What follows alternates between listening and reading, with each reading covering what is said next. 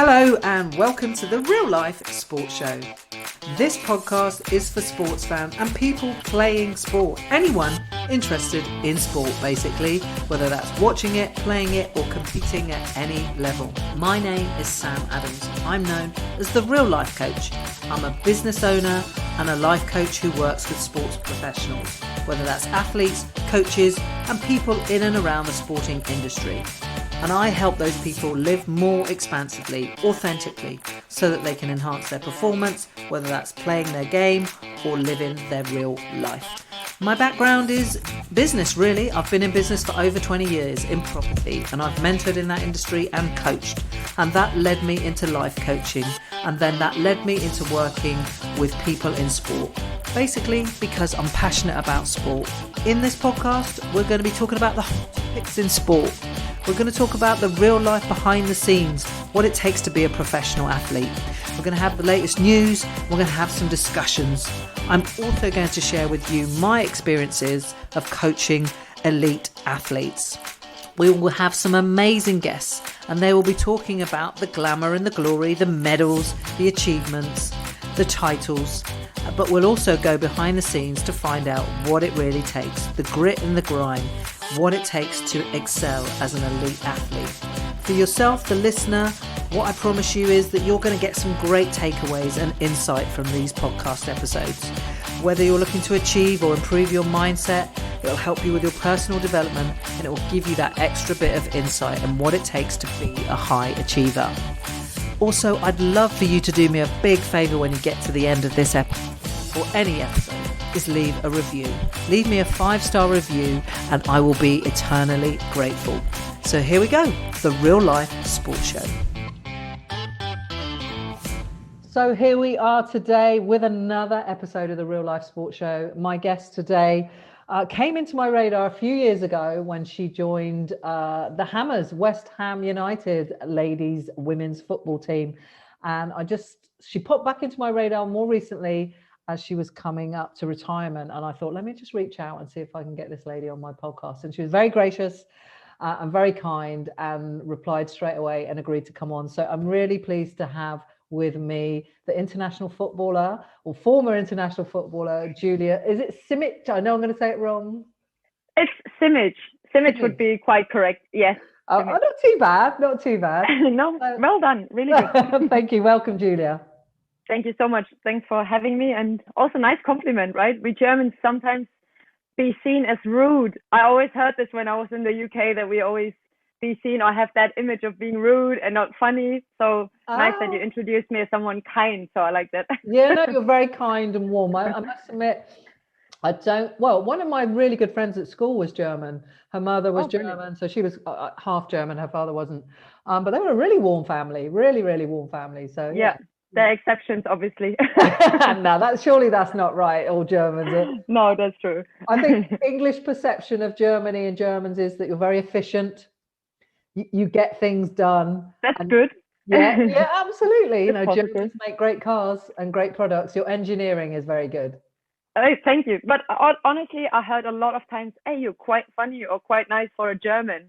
And at the beginning, really? I was so confused. I didn't know we have that bad image. But yeah, obviously, I'm half Croatian. Maybe that helps as well. Yeah, I read that you were half Croatian, which is really interesting. Or maybe we'll get onto that. I don't know if we'll have time, but we'll do our best. I mean, this podcast, we talk about what it really is like to be an elite athlete. We all see the glory and the glamour, and I'd love to do that one day. And sure, I'd love to be a WSL player or play for AC Milan like you've done. But with all my guests, we go behind that and actually just talk about what it does really take to be an elite athlete and consistently show up. But also, with my work, I work with a lot of clients now that are transitioning out of elite sport, professional sport, into a new career or trying to find themselves again. And obviously that's something you've just recently announced, your retirement. But before that, maybe you could do a little introduction of who you are, what you've done, and who you've played for. All right, where do I start? It's been a long journey, So yeah, basically I'm from Germany. So I started playing here in Germany. I played with the boys until I was 16. And when I was 16, I got the offer to go to Bayern Munich, to the first women's team. That was a huge transition for me, a huge jump, because I was basically, at this stage, I was like a 15, 16-year-old boy in my head, and all of a sudden I had to play with grown-up women. So just mentally and psychologically, that was the hardest step, or hardest, jump I've ever made, I think. I played then 8 years for Bayern Munich. Great time. Like, Munich feels like home. I finished school there. I did my studying there and had so many friends there. My whole social life is basically in Munich. And then I moved on also due to injuries, and just have a new experience. Moved to a couple of clubs in Germany, like Turbine Potsdam, VfL Wolfsburg. Quite successful time there, and Freiburg. And then I always had this drive to go abroad and experience something else and something new, a new culture, new language, but also just a new way or philosophy of playing football as well. I was always really into getting to know other styles of playing as well. So England was the perfect fit at this time for me. So West Ham just started this really great new project with the women, and I was part of it since the beginning, and that was great. A great coach and great facilities, and also professional league. So before, I've never played in a complete professional league, which also means it's not just about the money. It's about having a physio there full time, having a doctor there, having an analysis there, and just an S&C coach, for example. That's so rare, even here in Germany. And then played there 2 years, had some injuries there already as well. And then the last year I played for AC Milan. I was already thinking of retiring last year because my body was just not in the shape anymore it should be to play on that high level. And I couldn't reach my maximum anymore. So it was a tough year. I just felt really privileged to experience another year of football, but probably was one of my toughest years in football, because I could feel my body is screaming to stop, basically. And now I'm here, retired, and my body is recovering. I read about your injuries, and obviously was aware of them at West Ham, because I think you've had a lot of knee problems over the years. My knee is the biggest problem. So I had an ACL injury when I was 21. I re-ruptured this ACL when you were 7 months. trying out for Germany, was that? Yeah, that was my first call up, and I always say that was the best time. There's not a good time, right, to get injured, but not the best an ACL. time. Yes, but at least I thought, okay, I had so much motivation for my rehab, because I thought, okay, I made it once. I want to go back to the national team. So I was just flying through my rehab stages, and basically after 7 months, re-ruptured or re-injured that knee again with the same injury, and that took me another 1.5 years. So I was out for 2 years at this time, which at this age is crucial, because you're just out for 2 years when you're 21. So that was a long time. Felt really long to be out for that amount of time. That's incredible. That's a really, really long time. Wow. I mean, I want to touch on that. We'll come back to that. But I guess, how did you get into playing football? Was it because, obviously, like you said, you had to play with the boys, so I'm guessing it wasn't like readily available for you to go and play football, to go and join a football team. How did you get into it? Was it through family and parenting, or? Yeah, I always think and believe into your environment has to offer you that, whatever it is, whether there are horses or there's a ball, and if everyone kicks the ball with the feet rather than throw it, you just do it as well as a young kid, right? So my brother, my dad, we would always be in the park with a ball, and everyone would just kick the ball. So I just started doing it as well. So I think, my biggest luck was basically having a brother and maybe not a sister, because usually or naturally you would just kick a ball with a boy rather than with a girl. That's still the case, I would say. And then I had, to be honest, a friend who was playing in a football club when I was in school with her. So she took me to her boys team when I was maybe 6 years old. So this is when it started, and all of a sudden you feel like you're quite good in what you're doing, right? So I always had this feeling, okay, I'm talented or something, but it's just successful if I kick a ball and it's basically going where I wanted to go a little bit. And this gives you, as a kid as well, extra motivation to stay committed and get better. And my dad and my mom, they were really supportive. My brother as well. We were all, every dinner we would talk about football, about our training sessions. They would come and drive us there. And I think my social environment just gave me the opportunity basically to play football, and people were really supportive. And I know a lot of girls that don't have that environment, whereas boys, like, they get dragged into playing football, and girls are more seen like, you really sure you want to play football, just from their parents as well, or friends. I had a lot of friends, they were questioning, why are you playing football? Why are you not doing something else? But I love to play with boys. So for me, it was not, there were no other options or opportunities to play with girls. But at the same time, I really enjoyed playing with the boys. I got on really well with the boys. And at one point, I wanted to be a boy because I couldn't do a lot of things they would do, just having sleepovers or not even showering, but just being in the same dressing room with them and not having to leave at one point. I just wanted to be a part of that. And that, sometimes I struggled a little bit with this. Yeah, I'm sure.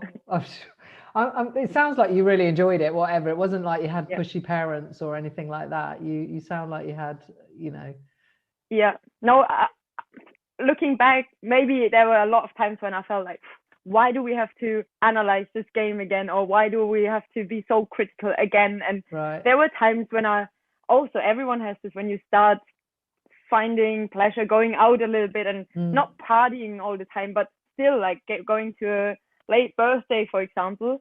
And I would do things like this as well, but a lot of times I couldn't do it. So sacrificing these things is a huge part of this. It doesn't start when you're 18 and all of a sudden you're talented and you get called up or get an offer from a pro club or something. It starts when you're 12, 13, 14, 15. How much really do you want it? And you're able to sacrifice other things you probably prefer to do at this moment than just sticking to your goal and really go for it. Yeah, absolutely. I mean, I hear that a lot, and it's always one of my questions about the sacrifices you had to make in order to get to the level that you're at, or you got to, which is, a big part of the podcast about going behind the scenes of what it really took, and that dedication and that commitment, in order to reach that level. Like you say, it doesn't just happen, right? You have to put in the work. And what I'm getting from doing these podcasts, and I've done a whole bunch before, is that it's never a single thing, right? It's not just you making that sacrifice. It's generally families have to make the similar kind of sacrifice. So, I mean, I spoke to there's a lady called Rebecca Adlington. She's a 2 times Olympic gold medalist from 2008, British swimmer, our greatest swimmer ever. And the sacrifices that her family made, because swimming, notoriously, they get up incredibly early to get in the pool. So her mum, for about 7 years, her mum gave up her job and then would get up at 4 o'clock every morning to take her to swimming. So it's not just the athlete that has the sacrifices, it's the family as well. Was a similar kind of thing? It sounds like it a little bit from your family. Yeah, 100%. So when I hear this, I get a little bit of goosebumps, because it didn't, or it might have worked out differently as well. And I know some other maybe former teammates, they had different conditions or something when they grew up. But like, when I think back, how many times did we have to get up at 4 a.m. in the morning? My dad, my mom, they would just drive me everywhere, whether it was raining. Germany is really cold as well. We have a lot of wind, we have a lot of snow, and also we have a lot of bad pitches here as well. So sometimes you would just play on mud as well, and your parents would be always there and take you really muddy in the car back again for 2 hours. So and it's not just time, it's also financially. It's like you have to put in a lot of money as well. New boots, driving everywhere, new clothes, like it's the whole package. It's a lot. It requires a lot. And if you have parents or an environment that supports you in your passion, basically, I don't know what I would have done without them, basically. So that's, sitting here now, looking back, I'm really grateful, because sometimes you also forget how you get somewhere, right? It's just nice that you made it. But for example, every single time my dad would drive 500 kilometers to watch me playing. And we always had this ritual, like before the game, I would always look for him. If I can see him in the stands, we would quickly wave. And then I was ready to play. And I would always play a lot for him as well, because I knew how much of an effort he made also to come to this game. So it would frustrate me even more if I wouldn't get my performance on the pitch, just knowing that he's there and he just traveled so far, and all that other stuff in the past he would do. So that really got me motivated throughout the whole time, I would say. Yeah, that's a really interesting point, actually, about, about motivation and what drives you to, or what drives any of us to do what we do, and that purpose and that passion. And quite often it comes from external people, doesn't it, or things like, you know, family and friends. There's a great story about I think it's another swimmer actually, and he won Olympic medals, but actually he says his greatest achievement was when he won the national championships, and his brother was sadly dying from cancer. No. And he promised his brother he would win the national championships. Now, when he promised his brother that, he was like a fat, overweight kid, and his brother basically said, "Not a chance, chubby," is basically what he said to him. But he was driven by his brother. That was his motivation, to show his brother, to do it for his brother, and he did do it, and his brother lived to see him do it, which is an incredible story. But it's interesting that you say that, you know, your dad was a big part of your motivation to do your best. Yeah, I would also say even in the rehabs, like he would be there, I think, with every single injury. Every time I got injured, my dad would see it live, whether that was in training or at the games. And at one point, even if I would always think of him, even in my rehab stages, because I just wanted him to, I knew how much he was worried about me, and how he would feel my pain, basically, maybe more than I would sometimes. And just having bad days in rehab, you still don't lose the focus, also because of people that are surrounding you, right, and supporting you. And I think this sometimes brings you a little bit back on track. If you don't work maybe really well certain days, you just think of others maybe that gave a lot for you, and this is just like, okay, get your stuff together now and keep moving, because there are others working for you as well, so you have to work as well. And I think that sometimes helps a bit going through some hard stages maybe. Yeah, for sure. I mean, I think that can have like a double, like we would say here, a double-edged sword, or there's a paradox to everything, right? So that's great because you're motivated, like, I want to do well for my family, they sacrifice, and my coaches and my team. But then for some people, and I don't know if this is for you, but you feel the pressure of that. Did you feel any pressure from that? Not so much pressure. Like pressure only, I never felt pressure during rehabs, I would say. That was more like impatient, for example, or really people that would give a lot. You would feel like, I can't let them down now, because you can't give up, because they give everything for you, so you have to keep going. Pressure, I would more feel like, especially at the end of my last 3 years playing football, I played with the least pressure, because I would just play for the passion, the joy, and because I felt like I had so many interests. I'm so glad I'm still on this pitch, and I wish I could have thought like this a lot earlier.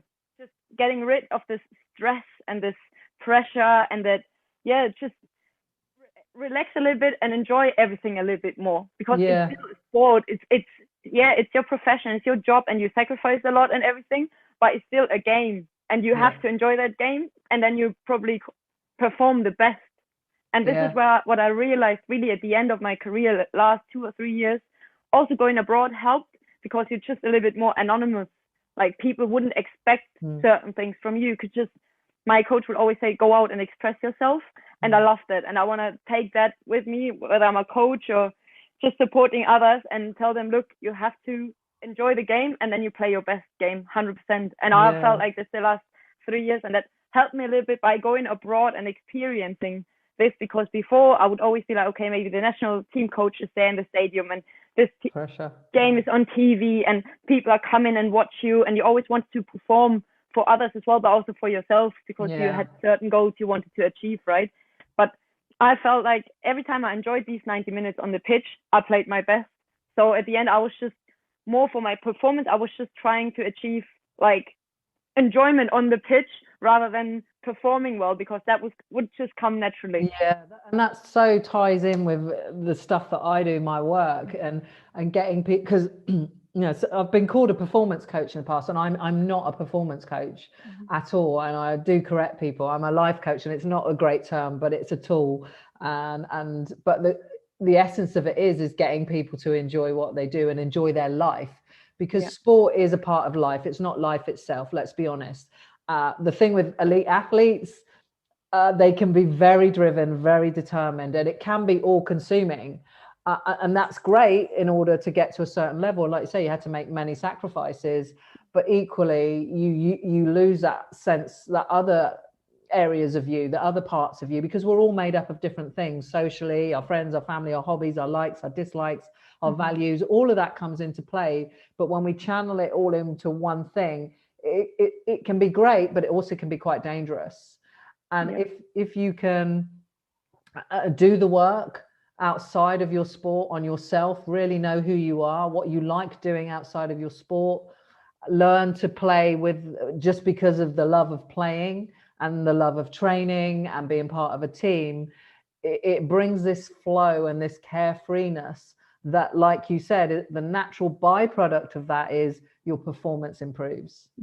And like you said, for the last 3 years of your career, wow, yeah, I played carefree. How you wish you could have done that. And that's and when he said it, I was like, oh yeah, this is the bit that I really want people to get. And the people that I help is that you will be better just because of the work that you do on yourself, the work that you learn to take the pressure off, to play for the joy, and to have other areas of your life in a good standing, in a good place, because you see it in any athlete, in all of us. When we're in a good place emotionally, mentally, and physically, we're fulfilled, right? Relationships are better, connections are better, our performance, whatever we do. So I'm super passionate about that, really. That's my jam. You hit it all on the head there. I agree with everything you say, basically. And I feel like maybe what you say as well, everyone is a bit different. Like everyone finds their own way of dealing with pressure or stress or in a game, off the game, outside of the game. For example, I'm a really communicative person on the pitch when I'm good. If I don't speak anymore, or when I was good, when I wouldn't speak anymore, you would directly realize, okay, she's not in a good shape today. So when I stop speaking, something is wrong, and I would need people around me to get me back, maybe by speaking to me, by supporting me, by being positive. But I think everyone, you would see players, they are so aggressive, but they would need this maybe aggression to perform, where I always love the harmony. I love the harmony with my teammates and people who would say, hey, go right, go left, speak with me. And then I feel like a connection. And I would do the same with my, let's say, strikers, because they are ahead of me. And just little communication on the pitch would help me a lot. But I think everyone needs to find their own way. And that's maybe on the pitch now what I'm speaking about, but also off the pitch, how to deal with certain situations, what kind of person are you, or character are you, and what do you actually need from others, but also how to deal with it with yourself. Yeah, absolutely. It's those connections, and there's lots of research around the benefits of being part of team sports, and how that, especially for young girls, and how that can help your self-esteem and your confidence, because you're looking for other women and other girls to support you and help you and build you up, rather than out doing other things that we think matter but actually really don't matter. Do you think it benefited you in that way? Yeah, 100%.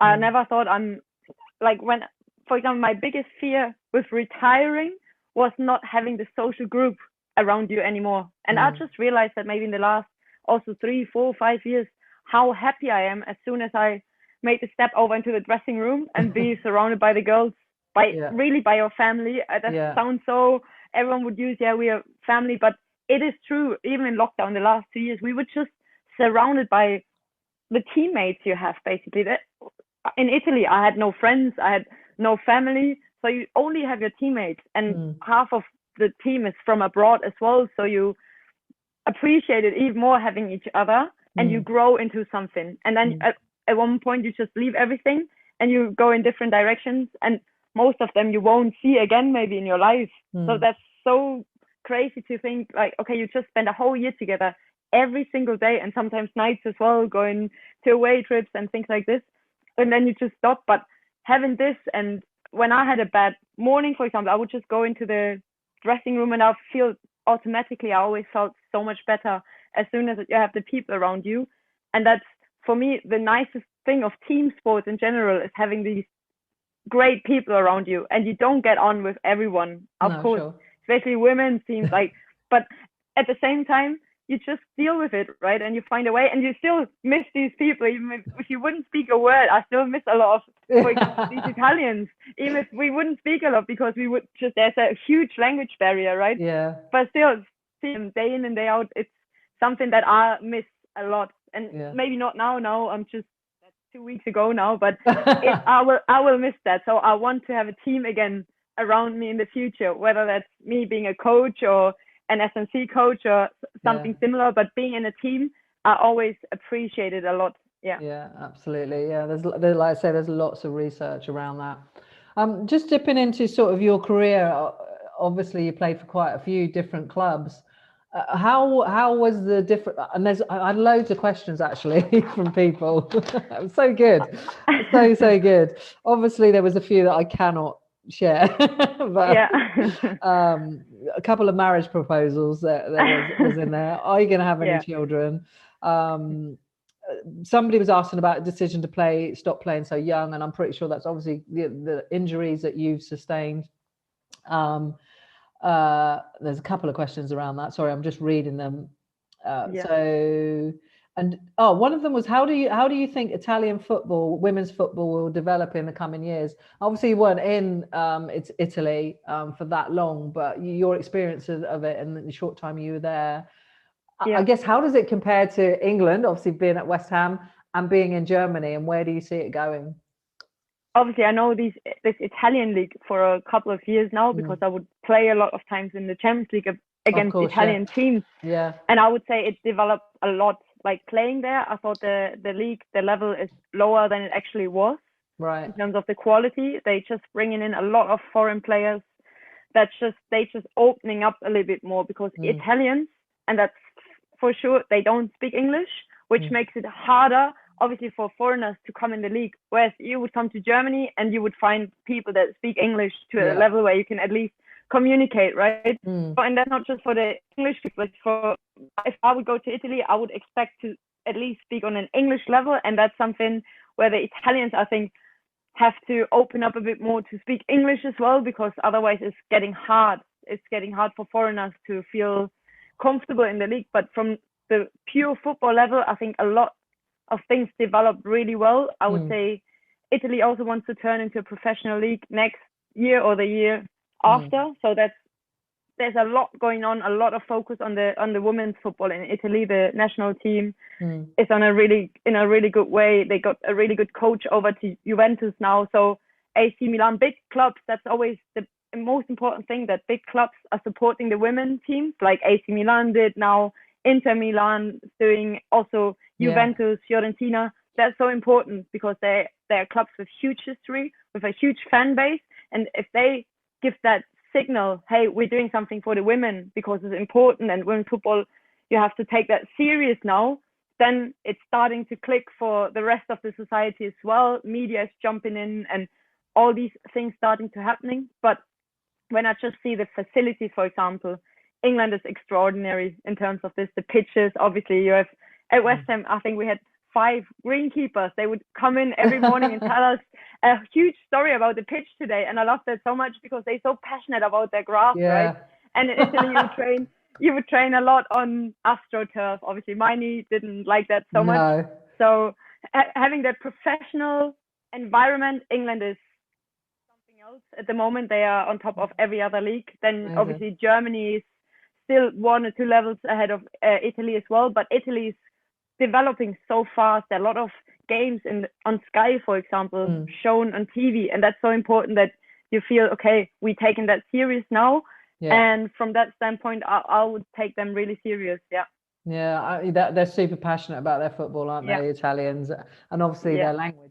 I think the French are a bit like that as well, though. Their language as well, so protective of that. But you make a good point, because I can't imagine what that'd be like. Obviously, going to a different, I guess going before you went to West Ham, your English was pretty good, right? Because you're pretty fluent. It's pretty good.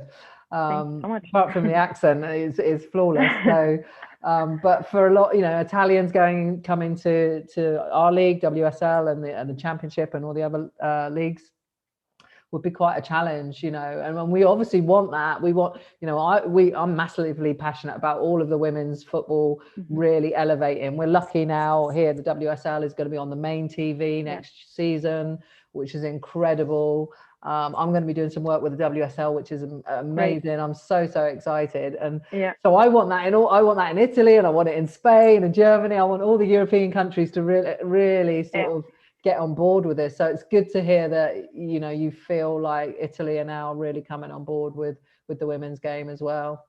Yeah, I think what the UK has or England has, and that's something I never realized before, is from the society, women's football is so accepted and respected.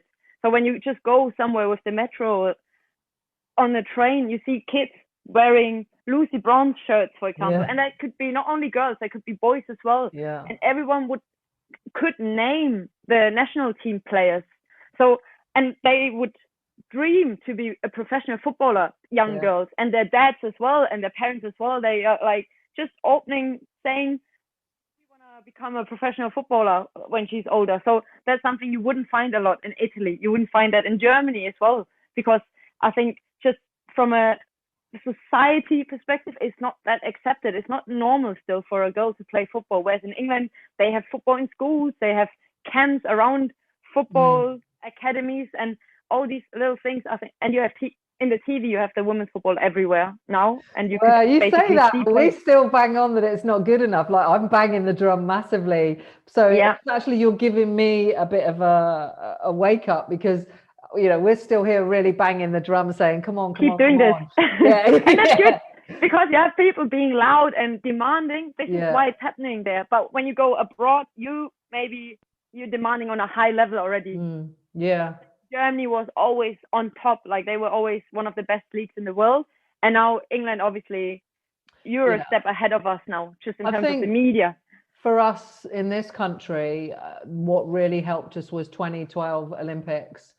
Team GB women did really, really well, and of course that was on the TV. The Olympics was here in London.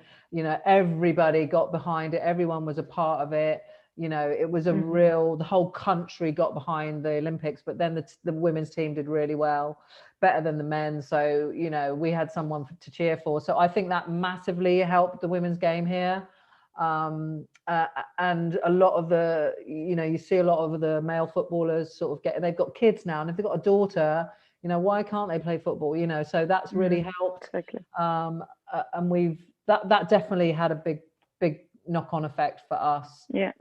So I suggest you get the Olympics and you get your German team in there. No, I agree with that. We had the World Cup 2011 here. And there was a huge media interest. You would know every single player in this team because they were everywhere. You would go out and you just see women's football, players, individuals. Like, you could just see their faces everywhere.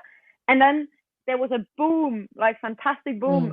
So many girls would start football through that. All the games would be streamed in the TV, but then all of a sudden we would stagnate and even go back a little bit, and other leagues are just on the run and just developing. So Germany has to do something, otherwise we have to do something, I would say. It's very hard to keep that momentum going, you know. We noticed it here obviously after the Olympics, but you know, the FA here have done a good job of keeping that momentum and finding investment, and now to get it this season coming on mainstream TV is phenomenal. Really, is a really big deal for us, and I'm like, I cannot wait. So really exciting. Cool. I guess I always ask this question, really, and what's been your biggest challenge, really, to overcome during your football? I think I kind of know, but I don't want to preempt that. What's been your biggest challenge during your career to overcome? At the end, it's just the injuries, I would say. So there were, what we said earlier, there's not a right timing for injuries. And when I said, okay, I ruptured my ACL in the first national team call-up I got, and I said even that was something positive because I was full of motivation to go back to that stage. But then there was another injury where I ruptured my syndesmosis ligamentum. There's something in the ankle. Not everyone knows that ligament. No, I didn't know that one. And it's basically between your shin and your ankle. So it's not a good ligament to rupture or to tear. So be careful for that. and that needed a surgery as well. I was out for 6 months again, and that was just when I played always like in the starting 11 for Wolfsburg. I finally made my way into the starting 11. We were just 3 weeks away from all the finals, like Champions League finals and league finals and cup finals, and I would miss all these games. And then there was the Euros, and that was the first time when I was really in the team, from the national team. Like there was a new coach now, and she would not count on me, but at least she would call me up for the national team. So I had a chance to play a big tournament, and that was taken away through this injury from me. And that was something where I felt, okay, like I would never put anything on my injuries. People would always ask me, why did you only have 2 caps for your country, or didn't win more titles, for example. And I would never excuse it with my injuries, but that injury was a really bad timing. Like it was just like, could it not wait maybe half a year longer or something? But how did you manage that? Because that's devastating, really. When you're pretty much on the team sheet, and to have that happen to you a few weeks before, how did you cope mentally with that? That was hard because I had to wait for my surgery as well, and just 2 or 3 weeks of like wasting time for me. I'm impatient. I just want to get it done, and as soon as I'm in the recovery mode, I can bounce it off again, and I can just go through it, and I'm okay. But just having to wait as well for 2 or 3 weeks for that surgery to happen, and just laying there and icing your foot and being caught in your bed as well, that was probably the hardest 2 or 3 weeks, because it was just like, why am I actually doing this? Like, and at this point I felt like, okay, I don't have a goal or target today or motivation to leave my bed. That was probably the feeling. Why would I even get up today? There's no point for me doing anything. That was the first and I think only time I had this in my life, because I would say I'm quite optimistic and positive, and I find my energy somehow every day. But that was when I for the first time felt like I don't want to leave my bed today, because I didn't see anything. For sure. I didn't find my why would I? And so as soon as what got you through that then? What changed? How did you get through it? I think just the time. At this point it was basically just knowing, okay, in 14 days, in 10 days, in 6 days, you have your surgery. And obviously you speak to people, and some people just sit you down as well. And this sometimes not the closest circle, people from a little bit further apart from you in terms of being not too emotional with you and not feeling your pain. They sometimes help you more, I would say, in these situations than your parents.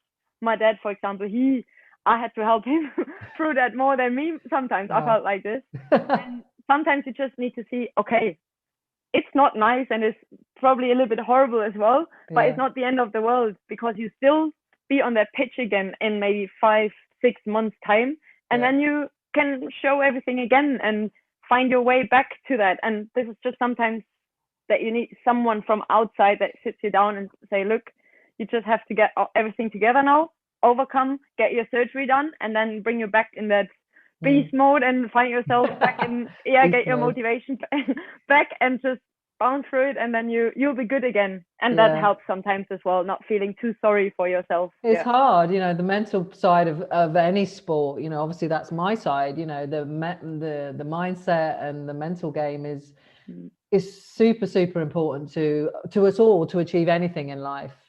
Especially in sport, because if your head isn't in the game, you just as well not physically be fit, because your head can just ruin everything that you set out to achieve on the pitch or the field or the track or whatever.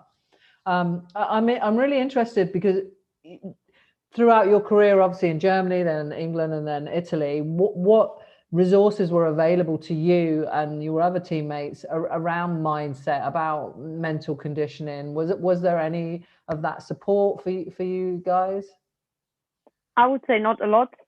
As I said earlier, like there would sometimes not even be a physio there. So how could we have access to a psychologist or a mental coach? And if you can't even get a tape for your ankle, right?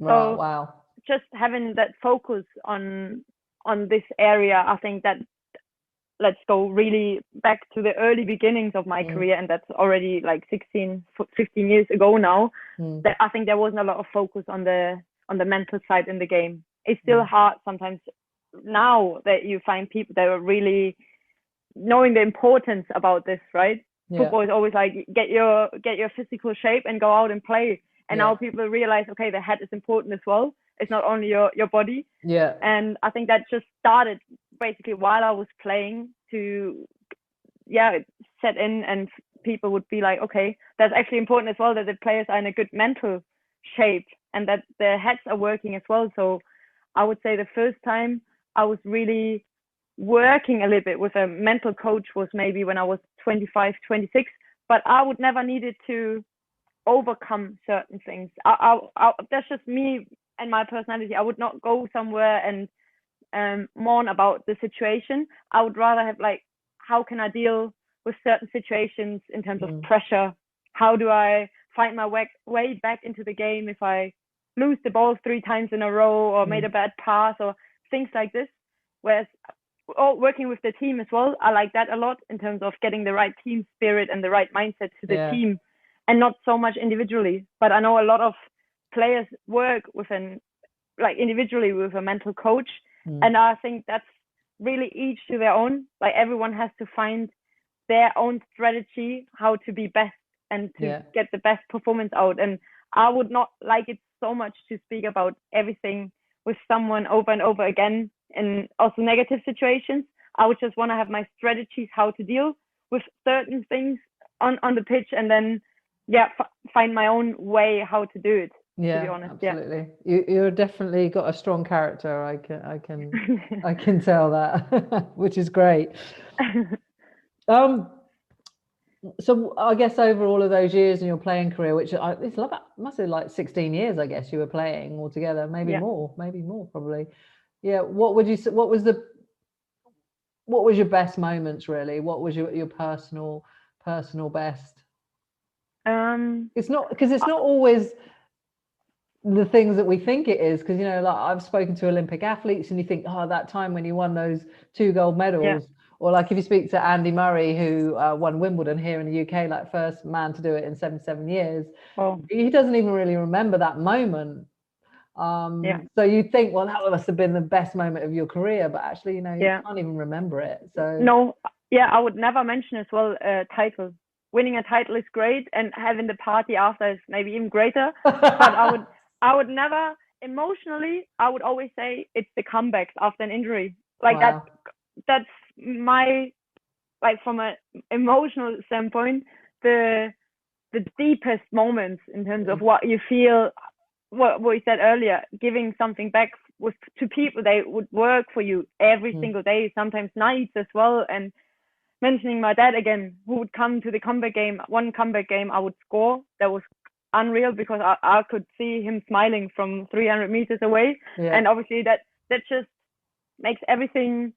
puts everything in relation again. You just feel like, okay, everything was worth it the last 6 months or 8 months or 2 years or whatever. Just being able to play again and getting on the pitch after a long injury is always running around like a wild chicken. Like you always feel like, shit, I could do this at one point. Why does nothing work? Like, it's always the same. At a combat game, ask everyone. I think it's horrible. The first 5 or 7 minutes, you just sprinting around as if you like a chicken that just lost their head, and they would just run everywhere. And I always felt like, okay, at one point, slow down, breathe, and if you get the ball, pass it back and find your space again, and just find your way in the game. So, but just when you come in and people would clap your hands and everyone would hug you, and the coach would say something to you, and everyone knows about the importance. I think these are were always my most emotional and best moments. Oh, cool. That's awesome. And that's really, really interesting. Sorry? Even when the game afterwards was bad. But the moment was nice. It's very common, like I say, that you raise something like that that's your best moments or personal best. Like when I was talking about the guy, Glenn, his name, who did the swimming thing, his best moment wasn't winning the Olympics. It was winning the national title for his brother, or in his mind, he was doing it for his brother, and his brother was there to see it. That was his personal best. And I just find that really fascinating. So it's very interesting. I want to talk to you about, obviously, a little bit. I know we're conscious of time, and you've been really generous with your time, so thank you. About retiring, because obviously you have retired. is it about 2 weeks ago now, I think, 2 or 3 weeks ago? 3 weeks ago, yeah. How was that? Because that's something I deal with in my field of work, supporting athletes who are thinking about retiring and transitioning out. Because when, you know, sports professionals and elite athletes or any high achievers, you know, your identity really is wrapped up in what you do, a big part of your identity. So it can be a really big challenge and obstacle to, you know, get your head around the fact that you're going to, you know, retire and step away from the thing that you're super passionate about. How has that been for you? When did you first start thinking about retiring? Yeah, basically a year ago already. So let's say last year in March, we would send home from West Ham as well, from the government as well. The lockdown started to, really stick in. And then I was at home and I felt like, okay, basically the league was cancelled. We couldn't play any more games. And I thought, okay, my knee was already so bad. I was out for a year almost at West Ham, not playing. And I thought that for the first time, okay, this might be it. And I don't want to stop playing like this, basically through lockdown and through the virus finishing or ending my career. And then I was really lucky. It was the first time I really faced that moment of retiring. So that was at least something where I could prepare myself for how it really feels, because it was basically so close to being retired. I didn't announce anything officially, but in my head, I retired already. But then having the opportunity to play another year at Milan, I knew this is going to be my last year. And that made it a lot easier for me to feel like, okay, this is maybe my last preseason. This is my last winter break. These are my last 6 games and 3 games and last training sessions. And knowing this, I think, helps, because you can prepare yourself a lot better. And what you say, you identify your identity is being an athlete and a footballer, and not just as soon as you're a professional athlete, already when you're a lot younger, because all you do is, since, don't know, 20 years, I just live to play football and to perform in terms of nutrition and your sleep and not partying too much and all these things you sacrifice, but also you're away, you're going abroad, you do everything for football. And then all of a sudden you feel like, okay, this is it. It just started. It just felt like my dad would bring me to the training and back home, and I was again full of mud because I couldn't take a shower with the boys. But then this sometimes gets to you, these moments. I would say in the last 4 or 5 weeks when I was playing in Milan, I sometimes had moments in training where I felt like that's really sad actually now, that I think, okay, this is the last stage of my career. But knowing, I think, and that's the most important thing for athletes, and maybe you agree with this, is knowing what your next step is, the transition out of the game and getting your new identity that it's worth to live for, and you find your motivation again, and also the motivation through the day to get up out of bed because you have a goal to work for. And that's, I felt sometimes as well, okay, do I really find, again, anything in life that motivates me and fills me with joy and passion like football did? And that's, I think, the most difficult part of it, to find something again that you like as much as you like your sport. Yeah, that's, I think, difficult to find. But I think also it's a chance. Like, people, obviously we work like this, at one point you get used to it, you get used to your new life, and you get used to maybe your new environment. But just being privileged for so many years to do your sport is something you should be grateful for. And this is when I think, don't put too much pressure on you, rather enjoy it a little bit more while you're doing it. Wow. Yeah, no, I love that. Honestly love your attitude. Your attitude is amazing. It really is. It's fantastic.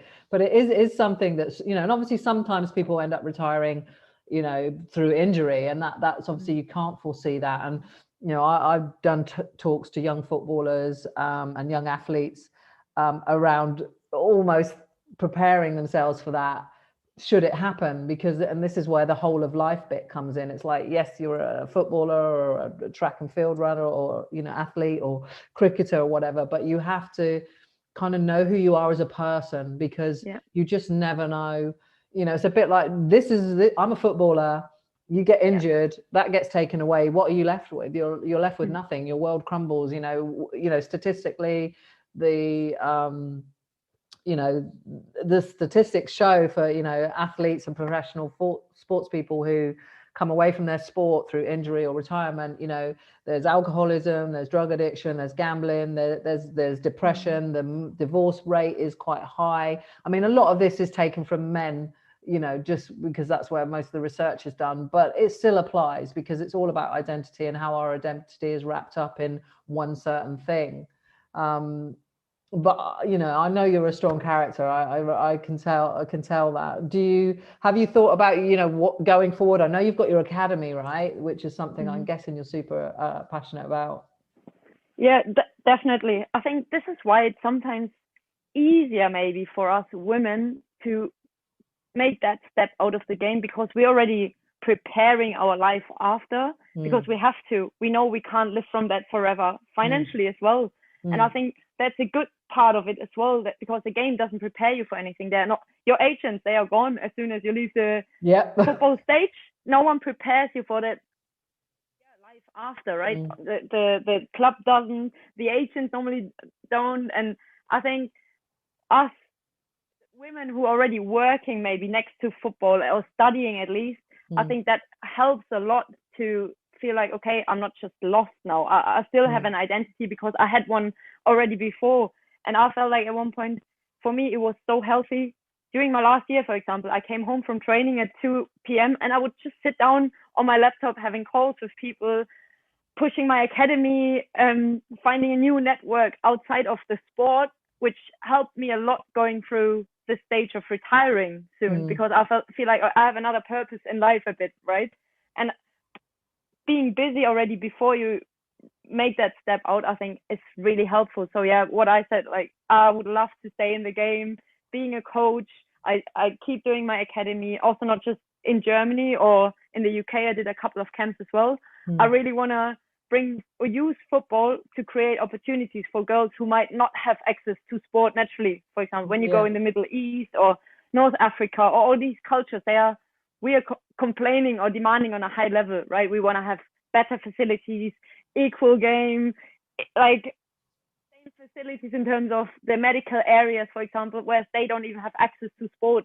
A lot of girls out there due to their culture or traditional backgrounds. And I think football, and there's also a saying, it's more than sometimes football. You can deliver so much more. And this is where I'm really passionate about. I still want to be in the elite football and work as a coach with really ambitious girls and young players who need maybe guidance and support, but also with girls who you can just deliver opportunities, maybe in smiles, and bring them something positive in their lives, and see what football or team sport can do to you more than just getting new skills or having a healthy life. What we said earlier, all these, like being in a team and having all these other attributes football can deliver. I think this is something where I'm really passionate about. I could just fly out now and do camps everywhere and just encourage young girls to have a great life, and maybe even if it's only sport, but I think it can do so much more than just learning new skills, probably. Absolutely. No, the academy sounds amazing, so I hope that it really takes off for you. I'm sure it will. And I totally agree. Like we do bang, like I say, we bang the drum here, and we do have to stop and think, yes, we are really privileged, but equally it's not a level playing field here in this country and in Germany as well. So that needs to be rectified. But it does then need to pass down through what we say to the grassroots, and also out to wider afield to other countries as well, so that for me, sport really has been my one passion my whole life. As a kid, I wasn't academic, I was just good at sport. Any sport I'd play, I loved it, and it probably saved my life in a lot of ways. And it helped my self-esteem massively. It was the one, and anyone listen to this, please just bear this in mind, that sport can be so good for your mental health, so good. As a kid, I grew up in a white town, so we were the only black kids in town, really. So that was a challenge, but sport really was my outlet. It gave me confidence, it made me feel worthwhile. My self-esteem and confidence were massively boosted. So I know the benefits of sport, and I'm like you. I want other women and girls to have access to that and understand that it's not about getting sweaty and dirty and getting all rough and tumble. Yeah, we can do all of that, but that's really cool when you do that, because that helps you mentally, it helps your self-esteem, and it helps your confidence. And confidence in young girls, especially in this country, is probably at an all-time low. And getting involved in team stuff can massively improve that. So what you're doing sounds freaking wonderful. Thank you. So I'm going to keep an eye on that. I'm already following it all on Instagram. So let me know if I can help you guys as well. I'd love to come and help you. You need to definitely roll that out. So before we go, just a couple of last really quick questions. Yeah. I guess, what is Julia like outside of sport? I guess, what is it you like to do, and how do you spend your free time? Yeah, I was really caught into this lockdown as well, because I love to go out for food and just meet people for example, dinner or lunches, or just we all hanging. We all love that. I know everyone loves that, right? That was such a hard time. The good thing in Italy was they would open the restaurants, at least for the outside areas, really early, let's say in March, and it was warm enough to actually do this. So we could do this since really early already again. But no, these are things, just meeting friends and going out, and also obviously sometimes shopping a bit. But yeah, I do still a lot of sports. Like as you said, I love every single sport. Like I could do everything. I'm just trying to find kind of my new sport, because I don't just want to go for a jog or in the gym. I want to do something else, whether that's playing foot volley or beach volleyball or whatever this could be. But yeah, I love sport. I can see you playing another sport. I get definitely see something that's not so hard on the body though. Yeah, exactly. A little bit good for my knees as well. Have maybe something good, is something in the sand would be nice. volleyball. But I've tried volleyball. It's bloody hard. I found it really hard. Right? Yeah. Maybe table tennis, something like that. Cool. So I guess next for you then is your focus really with the academy? What else do you see to try and accomplish going forward? So it's the academy on the one side, and I'm also starting to work with the German Federation and working with the under 17s as an assistant coach. So this is when I say, like, I want to keep my elite side of football still, like working with ambitious players that are driving to go professional at one point and being on a really high level already. So that's something I want to keep myself being in as well. Whereas I'm as passionate about this with like the academy and with grassroots football, and what I said earlier with the opportunities just and giving smiles to girls through sport, as something as important for me as bringing someone up to being a professional football player, I would say. Oh, I love that. Well, that's really good. Well, we have to watch out then, because if you're going to be part of the coaching team, of course, this podcast will go out after, actually, so everyone will know the result. But obviously England are playing Germany again in the men's game next Tuesday. Give me your score prediction. Let's see what happens. To be honest, I have no idea, because Germany is a roller coaster in this whole tournament. Same as England is a bit, right? You don't know where these two teams will end up. But I have to say I think we win 2-1. Yeah. Okay. 2-1. I think Germany will win. We've got a terrible record against Germany. It's our arch rival in football. You know, when they were talking about it in the game, I was literally like, no, please. Everyone in the country. I think we're the same. Yeah. What, you don't want to play us? No, I think we don't want to play anyone, because it's horrible what we do. But at least maybe we can win penalties against England. So I've got to cut you off there. That's below the belt. That's below the belt. Julia, thank you so much. It's been an absolute pleasure, talking to you and finding out a little bit more about your life as a professional footballer, and look forward to see what you do going forward. Thanks so much for having me. It was a pleasure for me too. Welcome. You've been listening to the Real Life Sports Show. I hope you found some value in this free podcast. If you have, then tell someone else about it. And while you're at it, why not leave me a 5-star review? Also, you can share it on your socials. You'll mostly find me on Instagram at Sam Adams Coach. Use the hashtag RealLife. You can also check me out at my website, sam-adams.com.